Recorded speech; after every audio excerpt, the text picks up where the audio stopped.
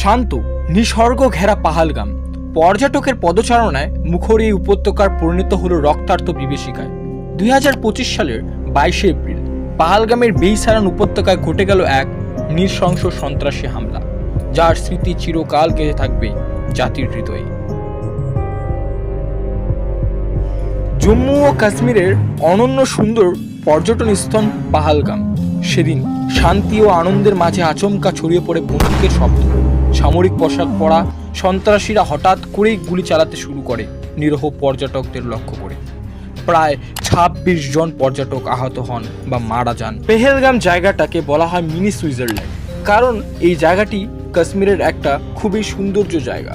এই জায়গাটিতে কেউ কেউ ঘুরতে আসে হানিমুনের জন্য, ও কেউ কেউ তাদের সারা জীবনের টাকা সেভিং করে এই জায়গাটিতে শুধুমাত্র দেখার জন্য আসে। কেউ বা আসে এখানে তার ছেলে ভালো রেজাল্ট করেছে বলে তার ছেলেকে নিয়ে এই জায়গাটিতে ঘুরতে আসে, কিন্তু তারা জানে না এটাই হবে তাদের জীবনের শেষ দিন। এই স্বর্গের জায়গাটাকেই নরক করে দিবে এই দুঃসরা, এই টেররিস্টরা, এই সন্ত্রাসবাদীরা। আজকের এই ভিডিওটাতে আমরা বোঝার চেষ্টা করি পেহেলগাম অ্যাটাকটাকে বাংলাতে